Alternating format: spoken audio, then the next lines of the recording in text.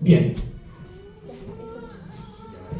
Buenas noches, bienvenidas, bienvenidos a esta primera ola de libros de Aurea Ediciones de este mes de abril, el espacio en el que nos reunimos a celebrar la venida al mundo de nuevos libros, nuestros retoños literarios. Estamos muy felices de hacerlo una vez más aquí en el Columna Hub, nuestra casa desde hace 3 años, que nos recibe muy amablemente y nos da este espacio para poder conversar, conocer y maravillarnos con los libros y las historias que tenemos para proponerles. Así que gracias nuevamente a todos quienes nos acompañan aquí el día de hoy, quienes nos van a ver posteriormente en nuestro canal de YouTube también, por supuesto, sobre todo para los que nos están viendo desde quién sabe dónde, puede ser aquí en Chile, en todo el resto del mundo, www.aureaediciones.cl. Estos libros están disponibles, todos los que vamos a presentar el día de hoy, para que ustedes también los puedan adquirir y les lleguen a la puerta de su casa. Así que si quieren entusiasmar y conocer un poco más de estas historias, para después ya definitivamente poder leerlas, pongan mucha atención y acompáñennos esta noche. El día de hoy vamos a recorrer distintos géneros, vamos a pasar por la fantasía, la ciencia ficción, el romance, y vamos a partir precisamente con la fantasía y la guerra del maná, la voz, que esta es la primera entrega de esta saga fantástica del señor Maximiliano Basoa López, que nos invita a lo siguiente. Atención. Orantia se alza como el reino más poderoso del continente, una tierra de ejércitos inmensos, artefactos capaces de alterar la realidad y una paz tan frágil como una llama en medio del desierto. Pero bajo esta grandeza late una cruel verdad. Los Hunters, guerreros entrenados para cumplir misiones imposibles usando su propia vida como combustible. Arik, Agatha, Lilian, Dorian y sus compañeros han aprendido a obedecer y sangrar.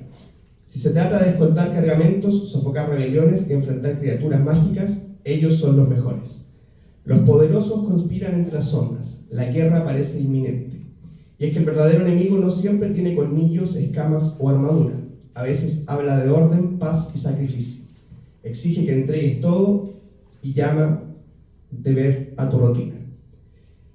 Disfruta una novela de fantasía, repleta de batallas, monstruos nacidos del maná y una serie de desafíos inolvidables. El destino del héroe es pagar el precio de su victoria. Esto es lo que propone este autor chileno nacido en Santiago en 1987, titulado en Ingeniería Química. Además de ejercer su profesión, ha incursionado en la escritura con algunos cuentos desde pequeño. La Guerra del Maná es la primera entrega de una saga de fantasía épica. Le damos un gran aplauso a don Maximiliano Basoa López.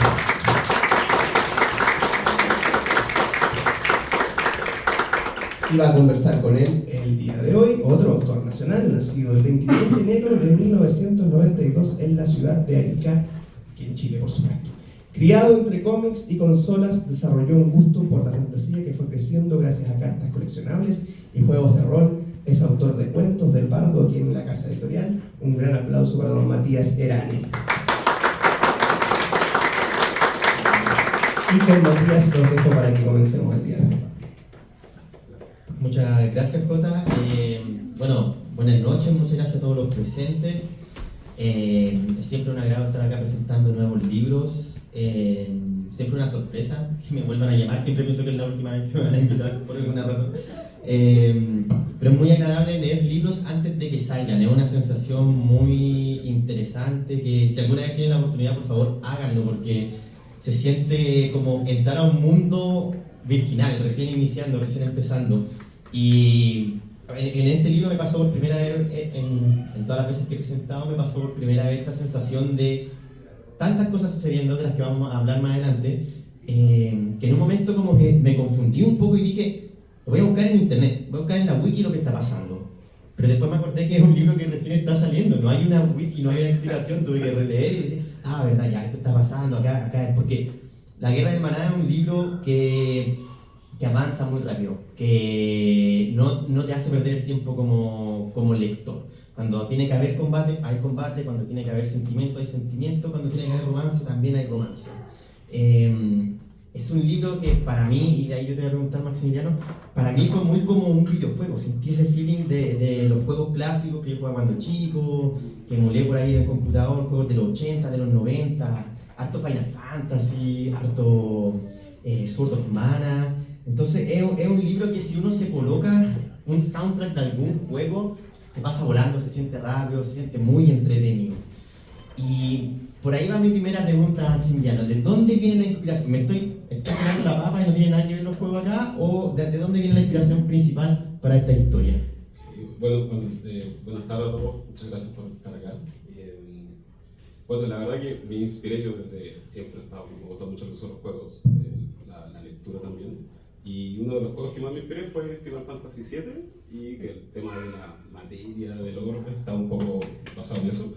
El Final Fantasy VI también, que algo, y mucho el tema de un juego un poco desconocido, pero el Suikoden 1 y 2, que es un JRPG muy bueno. Y que de hecho lo jugué la primera, como estaba emulado, estaba en inglés, así que tuve que con el diccionario aprender ahí de cómo funcionaba. Así que de ahí vino un poco la inspiración, mucho videojuego. Y al final igual yo creo que al final de cuentas uno va creando la historia en base. Uno va creando la historia a medida que uno va, o sea, va que se va creando la historia a medida que uno va escribiendo. Entonces se va creando como un poco de la nada, empieza a avanzar y en base a lo que uno tiene en la mente, en mi caso de juego, libro y vivencia, uno lo va escribiendo. Entonces van haciendo ahí. Entiendo, sí, es verdad que uno va encontrando realmente la historia misma cuando va desarrollando el texto, avanzando en los eventos, de repente como que las cosas se van por donde uno no espera que se vayan a ir. Debo admitir que yo borré un par de preguntas porque dije quizás no, igual es químico, quizás no se fue por la onda de los juegos y yo pero había algunas preguntas de Final Fantasy VII sobre la materia y todo eso.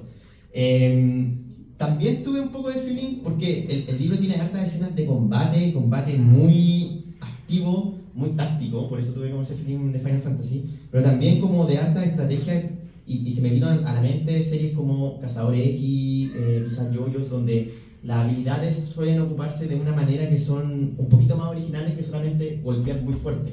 Hay muchos personajes aquí que tienen habilidades que se ocupan de forma estratégica. ¿Qué tanto de eso hay ahí? ¿Qué tantas series te inspiraron u otras tramas? Sí, o sea, de hecho, yo creo que, bueno, yo soy uno de los que creen que el mejor sistema de magia o combate de Cazadores X. Yo soy fan de Hunter x Hunter. Así que todo el tema del aura obviamente viene muy inspirado por esa parte. Como, trato de verlo, bueno, yo me gusta el anime y cosas así, por si no pero por ejemplo el Jujutsu no Kaisen también, pues agarra como, se inspira hasta de Evangelion, de todo. Yo también le tomé ese gustito ahí a ese punto, que fue algo que me gustó bastante. ¿Sí? Sí, se siente esa inspiración como táctica, donde como que el poder no es solamente quien tiene el número más fuerte de ataque, sino que quien puede ocupar mejor la idea, la estrategia de lo que pueden hacer. Siguiendo con el tema de la inspiración, en los Hunters, aparte de quizás Cazadores, que ya lo mencionaste, los Hunters son personajes en el libro que son odiados por el resto de la comunidad, son mal vistos, y nunca se explica al 100%, como uno empieza a pensar, podrá ser por esto, podrá ser por esto. A pesar de no tener todos el pelo blanco, hay algo del Witcher aquí, hay como este personaje que es visto como lejano, a pesar de que es una ayuda a la sociedad. Mira, la parte de The Witcher, yo creo que está. A mí me gusta mucho el tema, bueno, de Juego de Tronos, los caminantes blancos, a mí siempre me gusta como ver los antagonistas y diferentes de los villanos como tal. Entonces, si lo pensamos de esa forma, yo quería buscar algún tipo de villano y esa es lo que es la idea, que esta primera parte empieza como a crear este villano, este antagonista, lo empieza a marcar, cosa para que lo pueda empujar. Y la gracia del The Witcher, pensando por ejemplo del juego de The Witcher 3, son los caminantes blancos, que la de Juego de Tronos, caminantes blancos, está la otra, la cacería salvaje. Entonces también es como el símil, y yo dije, ya, no, tengo que copiarlo. ¿No? Sí. Yo dije, no, porque voy a intentar hacer. Voy a inspirar. ¿Para qué rehacer la rueda? Claro. Sí, pero eso también es algo interesante porque el villano principal, a mí me preguntan cuál era el villano del libro, sin hacer spoiler no lo puedo decir, porque habían antagonistas y entre los personajes principales había antagonismo entre ellos de repente, entonces no era algo como tan blanco y negro, era un poco más escalas de grises, por así decirlo. También me llamó mucho la atención el nivel tecnológico de este mundo de fantasía. No es un mundo de fantasía Tolkien donde hay velas y no, acá hay vehículos que se mueven de cierta forma, hay luces artificiales. Bueno, tú ya mencionaste Final Fantasy VI, pero ¿qué te llevó a ti a tomar este mundo más mecánico, fantástico, a diferencia de, por ejemplo, una fantasía como la del Witcher o Tolkien, que son mucho más medievales, por así llamarlo. Sí, la parte que me gustó mucho, pensando también en lo que es Final Fantasy VI, que abarca mucho el tema de dónde se obtiene la energía, que es como parte de hecho, como se basa mucho también en el libro, de dónde proviene la energía, qué es la energía, también bueno, con lo que conlleva la energía, que después se lo empezó a tomar más adelante la parte del libro, que es como el costo, pero trata de dar ese punto de que la energía es algo que debemos cuantificar y darle una importancia. Entonces, claro, si yo colocara autos por todos lados que se mueven sin tener algún tipo de consecuencia, es como estaría en contra, porque la energía tiene un costo y es el costo que yo quiero tratar de traspasar en el libro. Quizá un poco sutil, pero siempre me ha gustado la frase que toda historia cuenta una segunda historia, siempre me ha gustado esa frase. Claro, hay un pequeño trasfondo donde el tema de la energía y cómo la energía no se crea ni se destruye, pero se puede ir de algo, se puede vaciar de energía algo. No es tan directo como árboles cobrando vida atacando a las industrias como en El Señor de los Anillos, pero hay un mensaje ahí sobre la energía. Mi última pregunta sobre el tema de la inspiración, y de ahí quiero tocar otros temas, pero que me dejó varios días despierto mientras leía el libro, es ¿por qué ogros y no orcos? Sí, de hecho, esa fue una discusión mucho que tuvimos con el editor de acá de la editorial, que estuvimos como revisando cuál era el motivo de colocar ese tipo. De hecho, si ustedes en la parte del libro van a ver diferentes tipos de criaturas, pero un poco la gracia que trato de construir, igual con los restos de la historia, es que son criaturas que son con fallas. De hecho, hay una parte que aparecen unos grises. Y esos grises no son algo estético, no son algo tan creado, porque son criaturas que están en evolución de algo más allá de. Entonces, por eso es como algo inconsistente dentro del mismo mundo, que tienen un camino para crear en algo mayor. Sí, igual esta especie de enemigos que aparecen, estos seres mágicos, tienen mucha esa sensación de ser como muy primogénitos, como venir como brotados de la naturaleza completamente sin llegar a lo humano que hay en el Limche, que son humanos, no sé, high humans. Algo que me llamó la atención y que yo encuentro súper complicado cuando uno escribe una historia es ocupar un cast de personajes tan amplios. Aquí hay, si no estoy mal, como entre 6 a 8 personajes principales. ¿Qué te llevó a decidir esto y cómo lo trabajaste durante el proceso creativo para mantener ese orden? Con harto tiempo, dedicación hasta noche. Sí, yo me he dado cuenta que soy más del que escribe como de noche, con su vasito de bebida. Y bebida. Pero bueno, yo creo que tomé la base típica que da en el consejo, que es como colocar un tipo Excel y empezar a decir ya, altura, pelo, empezar a hacer una ficha de las personas y de ahí empezar a crear. El tema que un poco me pasó, que el primer libro entre comillas es fácil, y digo por fuera de todo, entre comillas es fácil, porque uno parte con una hoja en blanco. Quizás de repente romper esa hoja en blanco es difícil, pero uno parte con una hoja en blanco, entonces el mundo que tú crees tiene un sentido ahí, pero yo ahora por lo menos estoy escribiendo la segunda parte y ya no tengo esa hoja en blanco, o sea, ya no puedo llegar a inventar que todo vuela, entonces no. Entonces, al comienzo me fue un poco más sencillo ir esquematizando y trato de que mis personajes no tengan muchas características. De hecho, es un tema de que yo trato de apuntar de que las personas que están dentro de la obra no hablar sobre muchos de los rasgos que tienen, sino hablar más como lo ven las otras personas, porque al final de cuentas uno igual se ve a través de los ojos de las demás. Entonces es algo que trato de embarcar, y muchos personajes, te aseguro, yo creo que más de la mitad no están cuando se me ocurre, así como que fueron apareciendo a medida que uno va escribiendo. Sí, te entiendo. Bueno, yo no tengo un Excel, pero siempre dejo una primera hoja con todos los nombres porque se me olvidan los nombres, se los cambio, los escribo diferentes, cosas así. Es que trabajo con mucho Excel, entonces... Me imagino. Ahora que mencionaste eso de que los personajes no son tan descritos en la misma historia, es verdad, yo te iba a comentar ahora que igual este cast tan amplio de personajes tiene como cualidades específicas que a uno lo llevan a decir así como: este es mi favorito, este es el que a mí me gusta, este es el que estoy siguiendo la historia. Es similar a lo que pasa con los Power Rangers, que al final los Power Rangers es como mi color favorito, mi Power Ranger favorito, o él tiene una hacha, me gusta por esto, como que se pasa mucho en este. Y dentro de eso quería saber, ¿cuál de estos personajes es tu favorito? No, todo. Todos Sí, son muy bien. pero los primeros los principales cuatro, esa es la contraportada, esos son los principales. Esos son como los que más me gustan, que de hecho, al final de cuentas igual son protagonistas porque uno le da más tiempo en pantalla, por así decirlo, pero uno le da más tiempo al título. Pero si me gusta, realmente igual, Dorian yo creo que igual tiene su... Sí, es de los complejitos, así como igual uno que... tiene su... Y ya al final uno empieza así como, oh. Sí. Sí. Pero bajo eso, bajo el tema, a mí me pasó ya al final que ya había aprendido un poco más los nombres de los personajes, sabía quién era quién, pero cuando uno empieza a leer una historia de repente como que no sabe si es el personaje que está leyendo el que va a continuar más adelante, más en un equipo así como ensamble de personajes como este. Entonces uno empieza a seguir como la historia del que más le interesa, pensando que esa es como la trama principal o él es el personaje principal, como que yo podría decir, para mí Dorian era el personaje principal porque él era el que me interesaba más. Pero según tú, para los lectores, ¿cuál es el personaje principal de esta historia? ¿Cuál es el que debiesen ponerle más atención? La verdad no sé si tengo uno para decir, la verdad que no. De hecho siempre traté, de hecho bueno, inicialmente cuando empecé a escribir eran 3. Y de repente como que a la nada me di cuenta que no estaba en la mitad del libro y dije, bueno, este personaje aparece mucho. Y empecé a darle cuenta y como eso, igual tiene sentido. Y ahí al final terminé con estos 4 principales. Sinceramente no tengo uno que la idea es un poco lo que tú dices, María, como que la gente se trate de identificar con las personas. Y eso es un poco lo que busco, o sea, disminuir la cantidad de rasgos físicos que tengan las personas, cosa que quede para la imaginación de la persona que esté leyendo.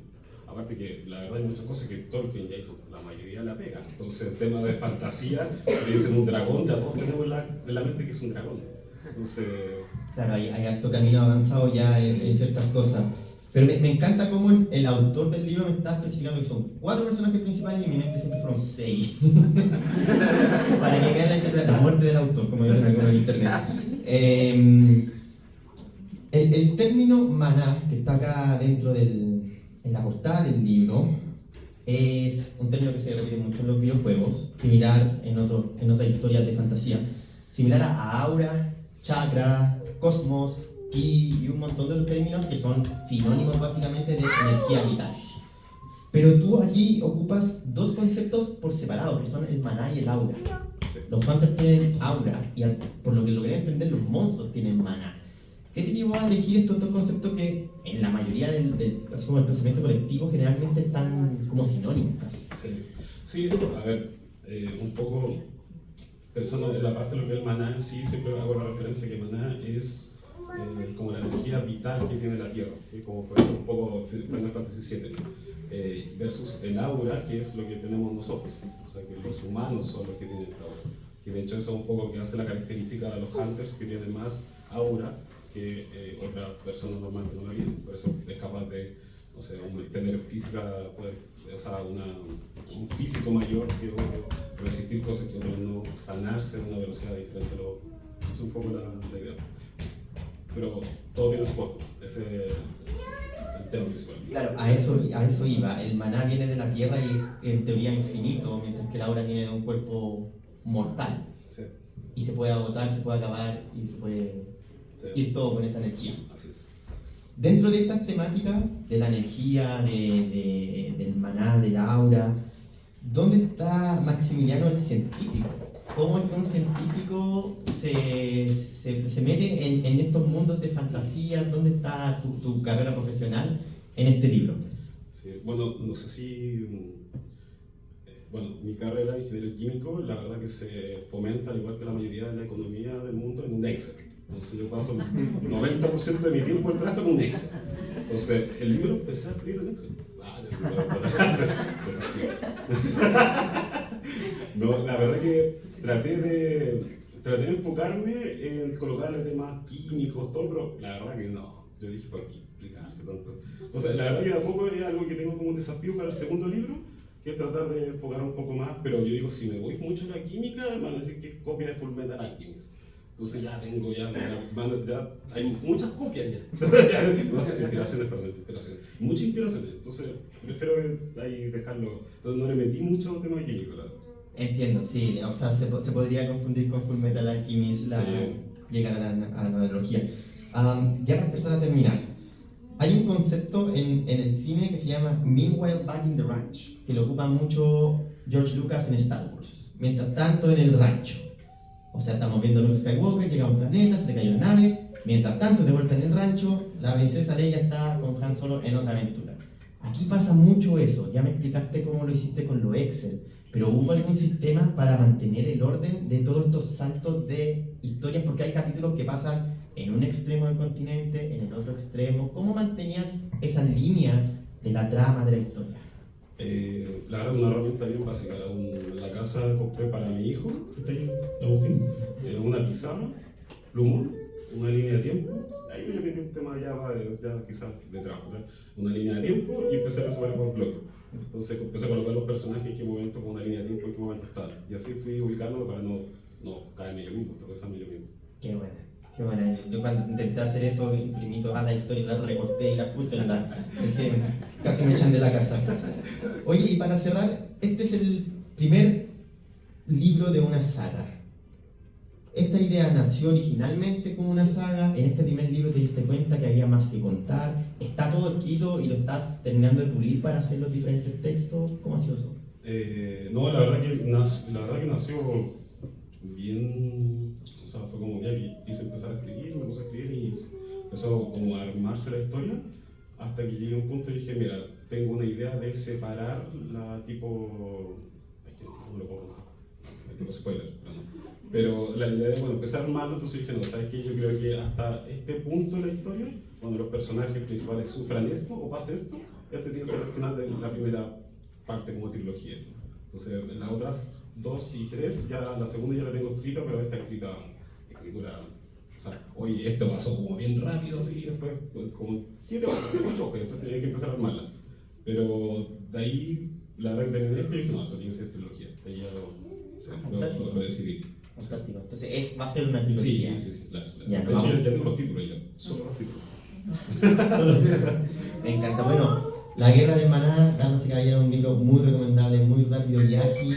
Si disfrutaron alguna vez de esa fantasía explosiva, los invito a que lo lean, lo van a disfrutar al igual que yo y busquen su soundtrack favorito de acción ahí para ponerle en el fondo a la música. Muchas gracias, señor.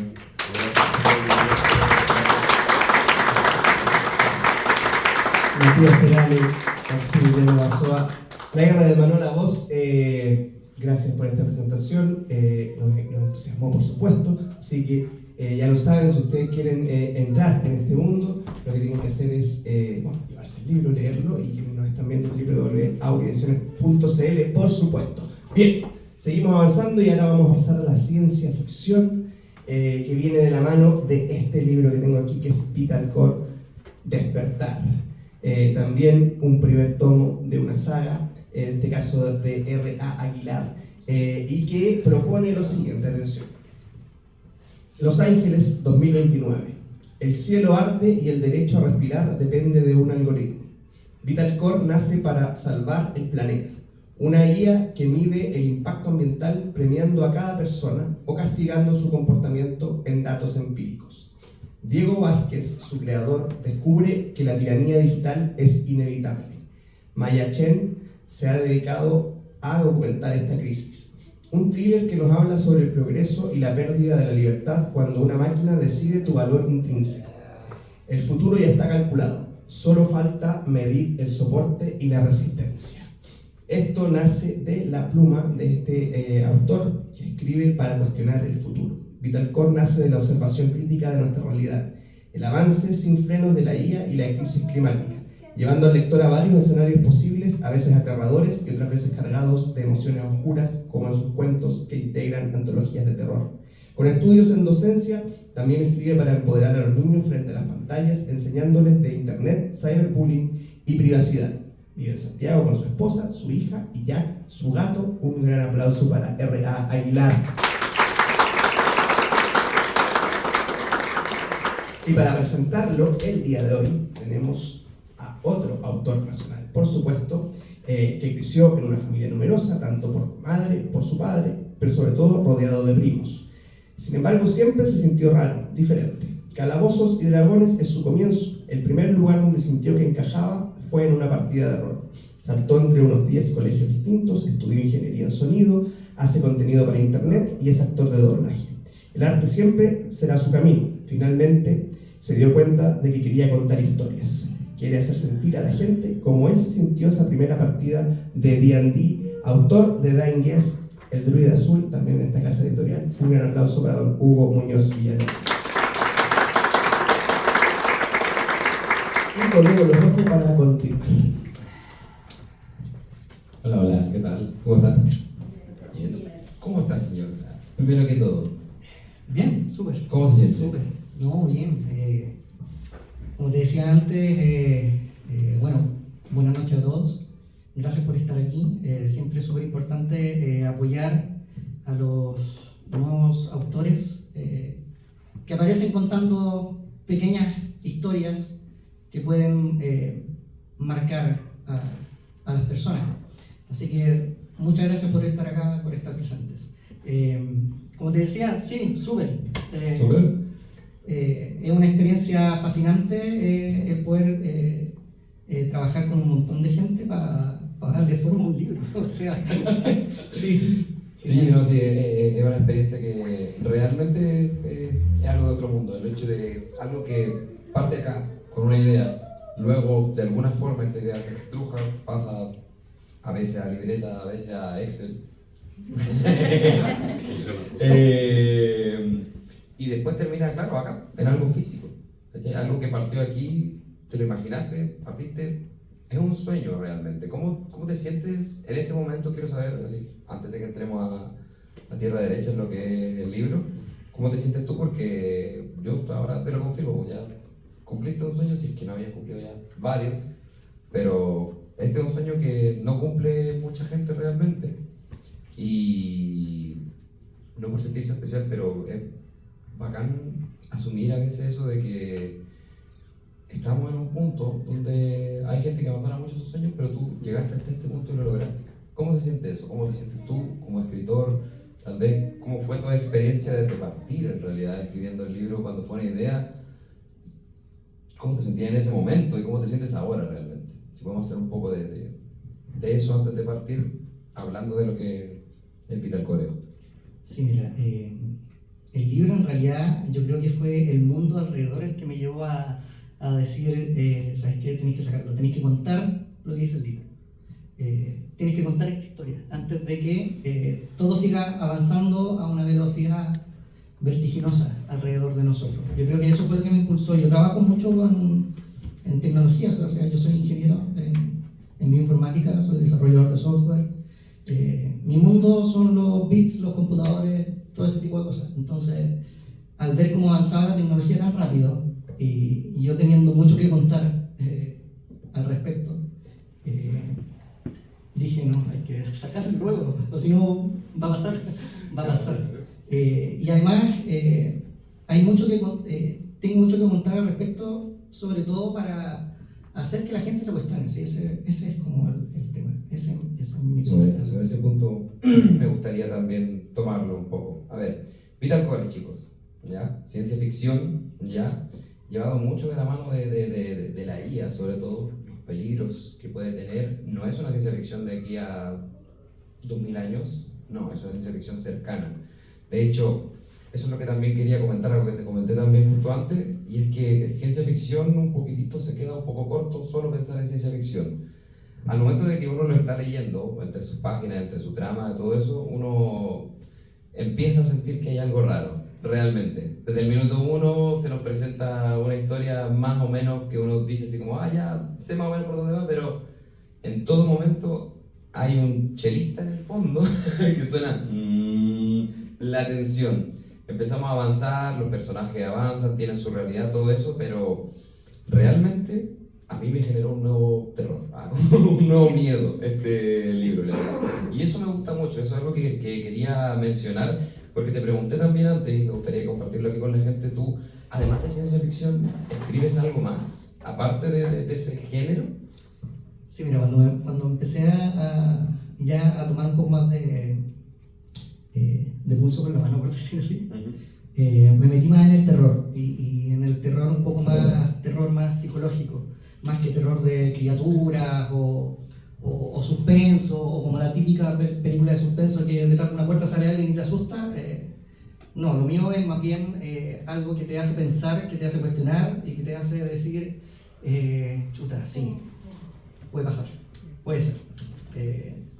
Ese tipo de terror. Sí, de hecho se nota como que te va sembrando un poco el terror, se nota de que más que terror es como una especie de suspenso. Y no es un suspenso cualquiera de, oh, me va a salir un monstruo, es un suspenso de... Aquí hay algo malo, es un suspenso social, por así decirlo, como un terror más social. De hecho, a medida que uno empieza a avanzar, por cierto, Vital Core que habla de como decimos, de una ciencia ficción, de un futuro donde la IA, por así decirlo, descontrolada, el avance tecnológico es lo que tiene que ser eso, se va un poquitito más allá y claro, entran los juegos de poder sociales también, habla mucho también de discriminación, de los sesgos sociales que hay, que han sido históricos normalmente, y habla también de algo que se ve muchas veces a través de la historia, que es que como muchas veces la persona que se planta como el héroe no es realmente el héroe, lo que es algo que ha pasado a través de la historia, que o se genera tal vez un villano ficticio, por así decirlo. Súper importante, ya que estamos en una época que se está viendo muy, ¿cómo se puede decir?, repletada por todo esto de la IA, que es un tema súper importante, sobre todo a nivel artístico, pero a nivel de herramienta, ¿ya? Vital Core saca una pregunta, un cuestionamiento a esto, que eso yo creo que es una de las cosas más interesantes, que es lo que yo decía antes, me generó un nuevo terror, y es porque tal vez no todas las personas saben lo que conlleva tal vez el progreso descontrolado y en manos de quién realmente. ¿Nos puedes contar un poco también sobre, aparte de que claro, ya nos hiciste saber de que conoces harto del tema y te gustaría tal vez plantear esas preguntas, ¿cuál fue tu principal como motor?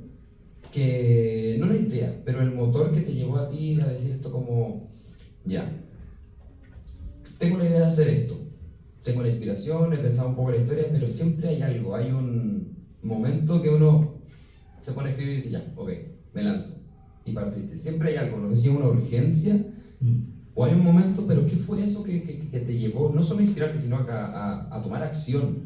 Que es uno de los temas también dentro del libro, tomar acción. Sí. Yo creo que, bueno, la niñita que anda dando vueltas aquí, mi hija, sí.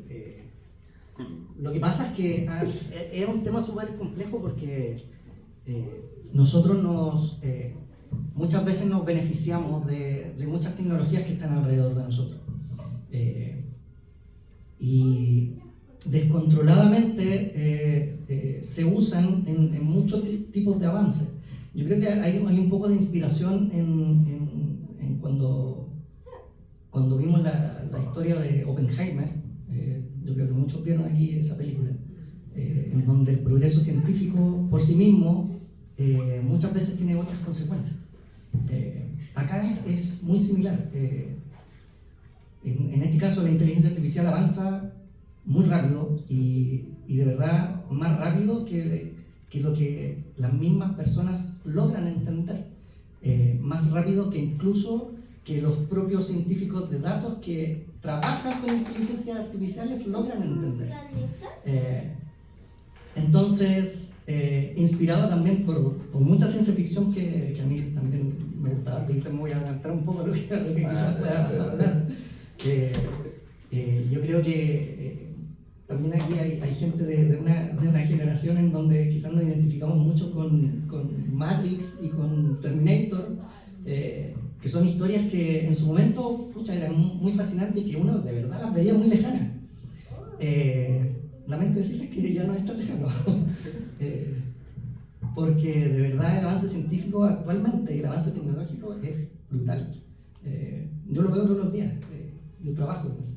Entonces, para mí ese tipo de inspiración, y también hay algo más, que es que si logran tener el libro lo pueden ver un poco en la dedicatoria, que es mi papá. Mi papá, cuando yo empecé a estudiar, siempre él leía mucho y llegaba con alguna pregunta y me hacía la siguiente pregunta, me decía, hijo, ¿tú puedes preguntarle al computador esta cosa? No iba yo a explicarle que en realidad no se le preguntaba al computador, sino que había que utilizar algún programa o algo. Pero siempre que leía algo y tenía algún cuestionamiento, me decía, hijo, tú puedes preguntarle al computador, no sé, ¿por qué los pajaritos son verdes? No sé, cualquier cosa. Y resulta que ahora es así. Ahora uno sí puede conversar prácticamente con el computador y le puede preguntar al computador ese tipo de cosas. Entonces, ese tipo de cosas me hizo que había que plasmarlo en algún lugar y había que dejar ese legado de cuestionamiento. Eso es. Me encanta, se me adelantó como en 3 preguntas. Pero está bien, eso es lo importante, que aquí que fluyamos, porque realmente esto eres tú, realmente es lo que quieres dejar, es tu legado, aparte de todas las cosas que hacemos. Quiero igualmente, antes de que nos vayamos a lo personal, más allá, no detenerte dentro de eso, obviamente tú hablas lo que quieras, pero quiero también quedarme un poco acá, el lenguaje técnico, conversamos un poco de eso. Una cosa súper importante que yo considero en la ciencia ficción es que en un punto sea creíble, creo yo. Que en un punto, aunque sea ficción, sigue siendo científico, o sea, sigue teniendo una explicación y todo eso. Ya, aquí una cosa que me encantó, pero es porque me fascina a mí, porque yo soy científico, ingeniero, soy físico, teóricamente, soy físico, hay mucha explicación. Todo de lo que habla el narrador y los personajes tiene una base, y yo creo que eso es lo que empieza a dar un poco de miedo, porque la base que tiene es bastante cercana. No estamos hablando de un núcleo de energía que no se ha descubierto en una estrella, no, estamos hablando de cosas que se podrían hacer el día de hoy y que podrían terminar en una situación así. Sin embargo, también se nota muchísimo lo que hablábamos, que el escritor sabe de lo que está hablando. Yo en un momento estaba leyendo y dije, me están dando una clase, y claro, es profesor el hombre.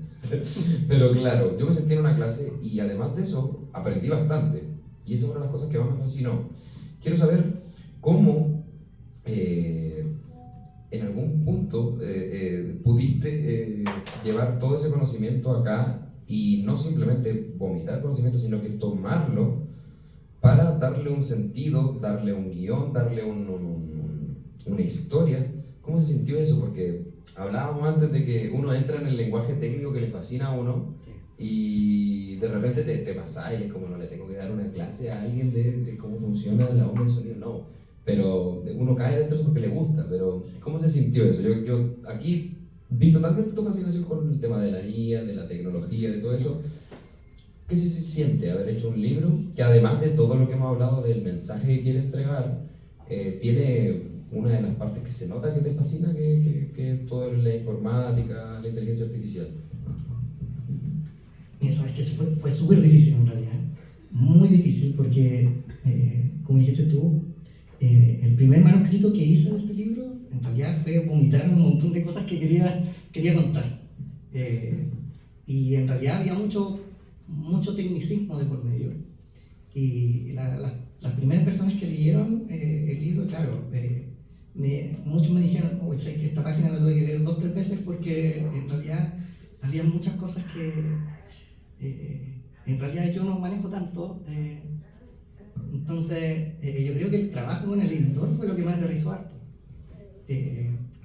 porque en este afán de querer explicar cosas también me pasaba mucho que la historia a veces se ralentizaba mucho porque querer explicar demasiado.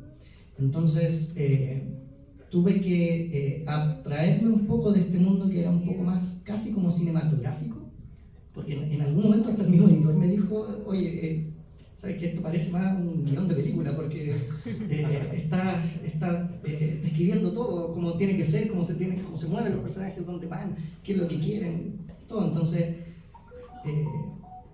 eso me costó harto en un principio, hasta que pude tomar como ese ritmo de contar las cosas de otra forma. Y obviamente algunos estudios de docencia que tengo por ahí me hicieron aterrizar las cosas también a un lenguaje que, si bien es técnico, trata de ejemplificar mucho con cosas más cotidianas. Yo creo que Asimov para mí fue como el modelo a seguir en eso, en explicar y tratar de llevar, casi como decir, llevar las cosas a explicar casi con manzanita, muchas cosas, claro, que son muy, muy, muy técnicas. Principalmente por lo que dije antes, o sea, para mí lo ideal es que los niños y adolescentes que están actualmente inmersos en este mundo tecnológico puedan leer esta historia que los hace cuestionarse.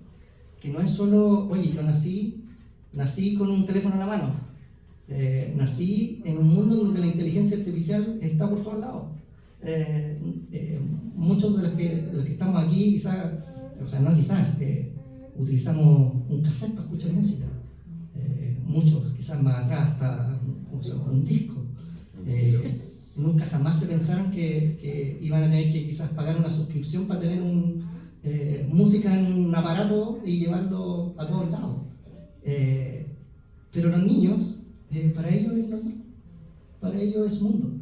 Entonces, también hay que poder decirles, ¿sabes qué? Si bien es tu mundo, pero también hay peros. También hay cosas que moral y éticamente tienes que cuidar. Y eso es un poco lo que plantea. Sí, esa es la parte también a la que quería llegar, y es que, si bien es muy técnico, es muy científico y explica muchas cosas, hay una parte muy bonita dentro de lo subtrama del libro, por así decirlo, que tiene que ver mucho con los valores éticos y morales y sociales, diría yo. Lo que dijiste recién, es una historia que te lleva a cuestionarte. Eso es una de las cosas que más me gustó. No es una historia que simplemente te muestra algo que vas a seguir, no. Te hace realizarte preguntas y te hace pensar realmente en lo que estamos haciendo está bien o no. Se ve muy claro el mensaje, pero quería saber eso de tu boca, realmente de tus pensamientos. ¿Cómo, por qué, de esa forma en realidad metemos todo este rollo social y todo ese mensaje que tiene que ver? ¿Cuál es el objetivo realmente de Vital Core que te gustaría a ti que tuviera a nivel social y moral con la gente que lo leyera? Yo creo que voy a sacar una cita que quizás los que les gusta un poco más los superhéroes y todo, y quizás algo más de alguno de ellos.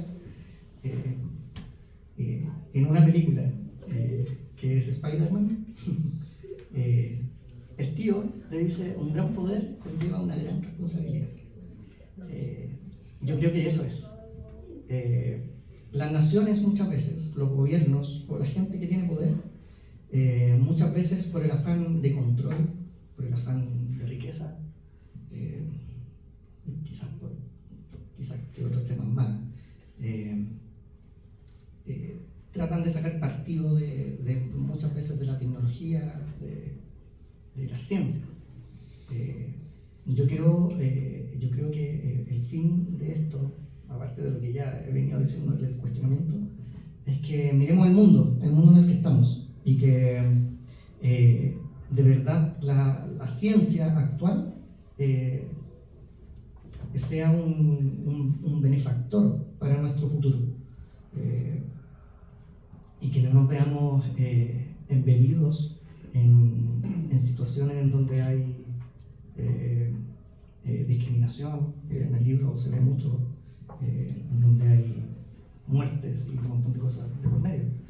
Yo creo que eso es lo principal.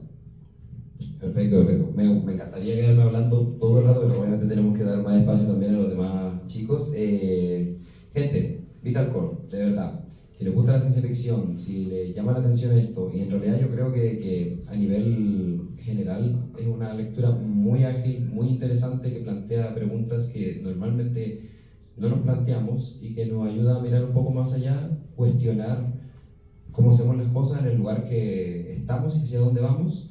Muy bueno, ¿verdad? Se lo recomiendo. Y nada, aquí, señor, felicidades otra vez.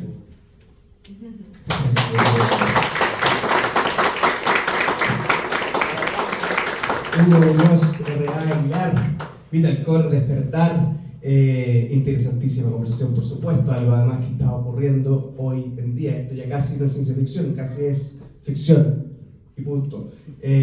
Así que nada, si ustedes quieren disfrutarlo, ya lo saben, están también www.auriediciones.cl para todo el resto de los habitantes de este país. Y ahora, para cerrar con campanillas, pasamos a el romance. porque eso es lo que viene aquí en este libro, donde la luz dibuja en la oscuridad, de la autora Bárbara Cofré, que quiso compartir lo siguiente. Atención. Él es un chico misterioso, lleno de secretos. Ella solo busca una salida. Maddox Hayes aprendió a sobrevivir en un mundo donde todo parecía en su contra. Perdió a sus padres cuando tenía 10 años, quedando al cuidado de su hermano mayor, uno de los pandilleros más temidos de la zona. Hasta que Amara llega a su vida como una luz en medio de la oscuridad, estudiosa y decidida a escapar del peligroso barrio en el que vive junto a su hermana gemela. Sus caminos se cruzan extrañamente en una noche de fiesta. La chispa entre ellos nace como un milagro, una promesa. Un encuentro casual que los lleva a mostrarse tal como son. La esperanza de dos almas rotas y un amor capaz de desafiarlo todo. Esto es lo que entonces nos propone esta autora chilena, nacida en 1997, dedicada a la escritura de novelas juveniles y young adult. Su historia explora en el romance desde una atmósfera realista y cruda, con personajes complejos y un tono melancólico pero esperanzador. Inició su camino como lectora a los 14 años con Los Juegos del Hambre de Susan Collins, y a los 18 comenzó su trayectoria como escritora en la plataforma Wattpad, donde logró reunir a más de 8.000 seguidores. Actualmente divide su tiempo entre su labor como profesora de matemática y física y la escritura. Un gran aplauso para Bárbara Cofré.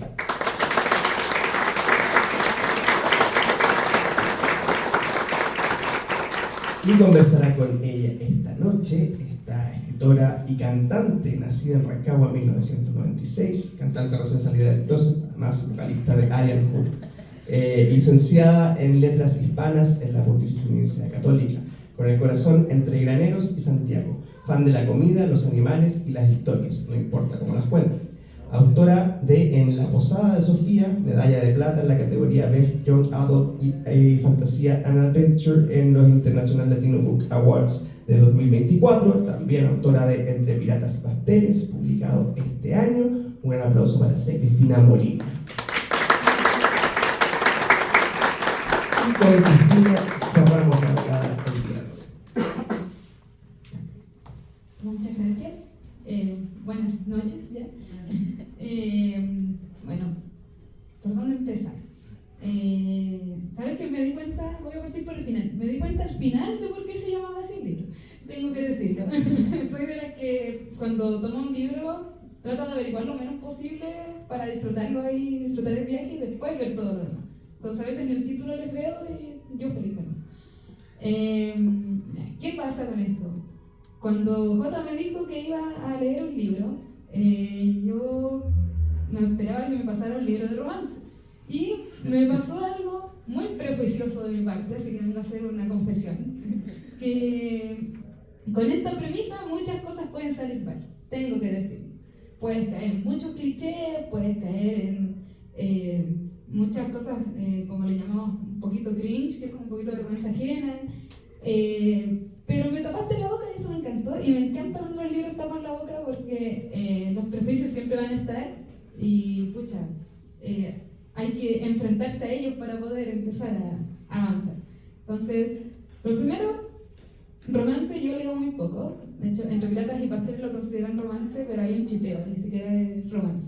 Así que tienes la lectura de alguien que no lee romance y así todo amo este libro. Y lo voy a leer más de una vez.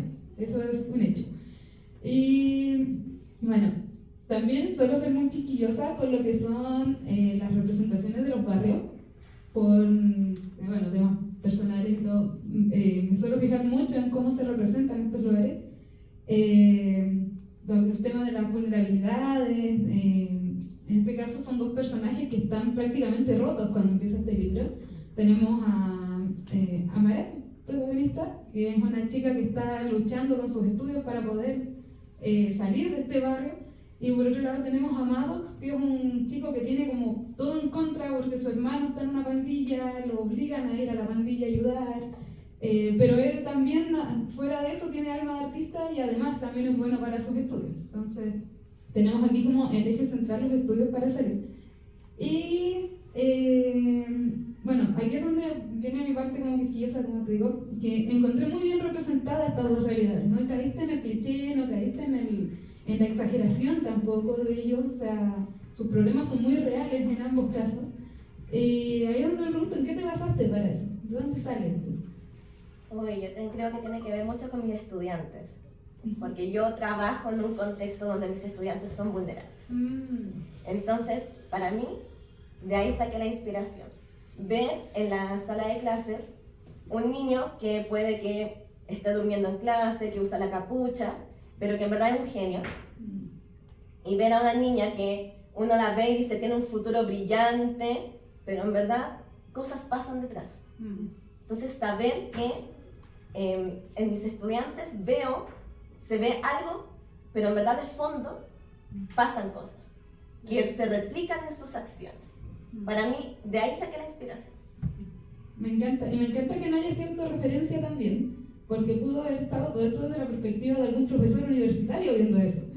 Y no, solamente estamos siguiendo esta historia que dentro de todo yo la encontré, como dicen por ahí en buen chileno, el que mucho abarca, poco aprieta. Aquí abarcaste lo suficiente y lo ocupaste súper bien. Desarrollaste muy bien a los personajes, la narración es muy rica de leer, es envolvente, uno igual queda así como, pero ¿por qué hizo eso? Y se enoja con los personajes, que eso también siempre es muy bueno, enojarse con los personajes. Y eso, bueno, yo tengo aquí anotado como que hay algo bello oculto entre toda esta miseria que tú representaste, que es precisamente, como dice acá el título, es la luz dentro de toda esa oscuridad que hay en esta miseria. Entonces, tenemos aquí una lucha de los personajes por vivir bien pese a su realidad. Considero que lograste un muy buen equilibrio entre lo que es salir adelante solo y tener una red de apoyo. O sea, eventualmente ir encontrando amistades, en este caso ir encontrando parejas y poder demostrar que, claro, uno puede salir adelante cuando todo el mundo lo quiere ayudar, pero también depende de uno. Y esa es una enseñanza muy bonita que dejaste. ¿Qué me dices de eso? Sí, yo creo que todos necesitamos a alguien en nuestra vida para ayudarnos, pero no tenemos que depender de esa persona. También tenemos que salir nosotros adelante por nosotros mismos. Entonces, tal vez encontrar el apoyo en la otra persona, las ganas de salir, pero al fin y al cabo, el único que te puedes sacar de donde estás eres tú mismo. Sí, muy bonito ese mensaje, de verdad. Me gustó mucho porque, de nuevo, uno de los clichés muy comunes en el romance suele ser la codependencia de los dos protagonistas, que suelen ser como muy melosos. No sé, pienso por ejemplo Crepúsculo, que Bella poco más casi se muere cuando Edward se va. Acá no, los personajes son luchones, como se dice en español actual, y cada uno trata de valérselos por sí mismo. De hecho, a veces dan ganas de pegarles porque son son todo lo contrario, demasiado independientes, no se apoyan en el otro. Así que, pero en ese sentido, bueno, le da el toque de realismo también al personaje. Y vuelvo a insistir, a veces querer cachetear a un personaje es muy bueno, porque habla muy bien de ti como escritora, que nos dijiste ya, aquí hay un personaje para pegarle. Y bueno, hay una pregunta que yo sé que te van a hacer mucho. Este es tu primer libro, ¿verdad? Publicado, sí. Claro. Publicado, sí. ¿Y interactuando con gente? Más que por Wattpad, no, nunca. Ya. O sea, entonces yo sé que te van a hacer mucho esta pregunta, sobre todo en ferias. Yo creo que a varios les ha pasado acá de los escritores que llevan tiempo. ¿Por qué no ambientarlo en Chile? ¿Por qué los barrios, los suburbios en Estados Unidos? Uy, ya, la verdad es que eso tiene que ver más con algo personal. Como que yo no me siento tan representada como por la cultura chilena, por decirlo de alguna forma. Como que me interesa, me siento más interesada. Yo más encima soy bilingüe, entonces como que el tema del inglés, la cultura inglesa, como que eso me llama mucho. Entonces por eso quería ambientarlo en esa, y siempre mis libros siempre los ambiento como en más inglés, por si acaso se descargó el link. No, soy profesora, puedo hablar fuerte. Así que sí, como que eso tiene que ver con algo más personal mío, de que la cultura inglesa, estadounidense, como que me llama, ¿no? Como que solo es algo, una preferencia. No, pues yo encuentro que, por lo menos para esta historia, está muy atinado porque estamos hablando de pandillas, de barrios, de armas, de matonaje. Y claro, bueno, lamentablemente ahora en Chile se está viniendo esa cultura, pero sigue siendo muy, al colectivo sigue siendo muy de barrio de Estados Unidos cuando uno lo piensa. Así que en ese sentido también. Me acaba de surgir una duda que no tiene nada que ver, pero se me surgió. ¿Por qué Mara no vivía en la universidad entonces si estaba en Estados Unidos? Porque al fin y al cabo tenía a su hermana gemela. Su hermana gemela era su vida. Antes de todo, su hermana gemela era su vida. Y Amara jamás hubiera dejado sola a su hermana. Jamás. Ay, me encanta, qué lindo. Se me ocurrió ahora, si dije cultura gringa muy distinta a la nuestra, no. Tiene una muy buena razón. No, incluso por un momento pensé ya, Estados Unidos, ellos siempre se van a vivir a otro estado, a estudiar a otro estado, pero hubiera perdido la esencia de que ella vive por su hermana y que ella quiere salvar a su hermana. Claro. Entonces, si se hubiera ido, no sería Amara. Claro, no, muy bien. Es lo que el personaje decidió al final, claro. ¿No? Solo se me ocurrió, insisto, ¿no? De esas ideas locas que vienen de repente. Bueno, como decías en tu biografía, y estabas contándonos ahora, escribes en Wattpad. Y ahí viene de nuevo el tema de los prejuicios, que yo hace rato también vengo derribando en Wattpad porque me han recomendado muchas buenas historias, muchos buenos escritores. Wattpad sorprende mucho, la gente como que lo mira en menos, pero de verdad hay cosas muy buenas ahí. Bueno, opinión personal, yo a esa gente que infravalora a los escritores de Wattpad los mandaría a chupar limón, como váyanse al lado con su idea, porque en realidad no hay de todo. Y así como hay, ¿cómo puede decirse? Se pueden encontrar de repente libros bastante más o menos, por no decirles malos, publicados. En Wattpad podemos encontrar verdaderas joyas que nos dejan pensando de repente, nos dejan, como se dice, con resaca literaria y todo. Bueno, de nuevo, destacar mucho que tu narrativa es muy fluida. Tienes como un uso de tiempos verbales que me gustó bastante porque al final todo lo estás leyendo como en presente, las cosas están pasando ahí y eso también genera una cierta angustia cuando el personaje está sufriendo o llena el corazoncito cuando el personaje le está yendo bien.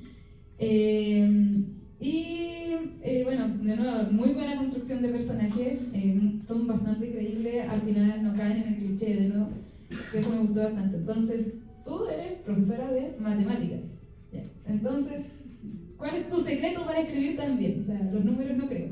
No. No, yo creo que es la experiencia. O sea, yo empecé a escribir a los 18 años, tengo 28, llevo 10 años escribiendo sin parar. O sea, para mí la escritura es una forma de escape. Y yo no escribo como porque podría escribir cosas relacionadas con lo que estudié, pero no, necesito un escape, algo distinto. Y llevo tanto tiempo escribiendo que ya ha mejorado mucho mi técnica solamente por experiencia. Yo he escrito en Wattpad, debo tener unos 10 libros en Wattpad, porque era mi forma de escapar. Además que las historias como que vienen a mí, yo no las pienso, no las planifico, vienen a mí, entonces la única forma de sacarme esa idea de la cabeza es escribiéndola. Es la única forma, entonces tengo mucha experiencia en la cosa de escritura y he mejorado mucho con el tiempo. Claro, ahí la práctica hace el maestro. Y de verdad se nota mucho la buena pluma dentro de la historia. O sea, como ya les decía, tenemos aquí un libro de romance, pero donde no estamos siguiendo precisamente el romance. El romance es algo, de hecho lo encontré súper tiernito el romance en sí, porque son dos personas quebradas que se están uniendo a través de este romance. Pero lo que nos tiene enganchados en la historia es su contexto, es saber, pucha, este amor va a poder hacer que esta persona salga de aquí, de este hoyo en el que está metido, o no va a poder. Entonces, claro, y ahí ya viene la pregunta clásica también, es como, ¿de dónde sale esa inspiración para escribir así? Uy, como te dije antes, como que las historias vienen a mí, casi como en sueños. A veces como que tengo estos sueños de estas historias y se quedan en mi cabeza y tengo que escribirlas. Creo que este libro, como que la primera idea cuando nació el personaje de Maddox fue el primero que yo creé, fue la música, una canción que hablaba una parte que siempre me quedó muy grabada. Soy un niño que tiene miedo de jugar a la oscuridad, o sea, en la luz. que tengo miedo de jugar en la luz. Entonces esa línea a mí me quedó grabada mucho tiempo y creé este personaje de Maddox como este niño que perdió a sus padres a los 10 años, que está tan acostumbrado a vivir en la oscuridad que cuando se encuentra con la luz ya no sabe qué hacer con él. Entonces como que ahí encontré la inspiración en la música, las historias vienen a mí como casi, no sé, es como raro, así como, solo vienen. Sí, no, como digo, de todas maneras el Maddox era como el más cacheteable de los personajes, porque tenía la felicidad al frente y no quiere tomarla, como siempre está negándose a ser feliz. Sí, y Amara, por el contrario, quiere, ella misma lo dice, una chica optimista, quiere ser feliz y llevarse a todos junto con ella la felicidad. Entonces es una buena dupla en ese sentido, de que tenemos ahí un buen chipeo, como se dice. Bueno, como ya para ir finalizando, danos como, invítanos a leer tu libro, como ¿qué le dirías a la gente que, por ejemplo, no sé, que está recién incorporándose acá en las redes del mundo, y que, no sé, dice así como ya, me tinca, pero no sé, ¿qué le dirías? Como, ¿cuál es tu punto de quiebre para decir ya, lean esto? Yo creo que es algo que tú dijiste muy bien, que esta es una historia de romance, sí, pero es mucho más que eso. Es de superación personal, de parte de los dos personajes. Cómo poder superar una situación que hagas lo que hagas, te encuentras en el hoyo. Entonces tú estás en el hoyo, y cómo superar eso. Y cómo llegar a ese punto que tú puedes decir, necesito ayuda, quiero aceptarla, o necesito salir de aquí, lo voy a hacer por las mías, quiero ser feliz, lo voy a hacer, no estoy acostumbrado a vivir mal, voy a vivir mal. Entonces es más que el romance. La conexión que tienen los personajes es muy linda porque ayuda a salir de eso, pero no es la historia en total, es la historia de ellos dos. Y siento que el libro es la historia de dos historias distintas que se juntan. Y cómo esos caminos siguen juntos. Eso para mí es este libro. Claro. No, totalmente de acuerdo. Definitivamente, vuelvo a insistir, la portada la encontré preciosa, pero yo dije, este libro no es para mí. Pero después ahora me encanta. Así que, eso, sobre todo si les gusta el romance, si les gustan las historias como de superación, totalmente de acuerdo con Bárbara. Es un libro que tienen que leer en ese sentido. Como tener la oportunidad de ese ratito para sentir también, porque esto, como les decía, dentro de todo lo malo, porque al final peor contexto no podrían tener los dos personajes, pero dentro de todo lo malo, como dicen, en lo malo va a destacar lo dulcecito. Y aquí está la dulzura de esta relación, yo la encontré que era muy bonita, además que no es tóxica. Antes de cerrar, destacar que es una relación no tóxica, y eso también hoy en día se necesita. Así que eso, muchas gracias.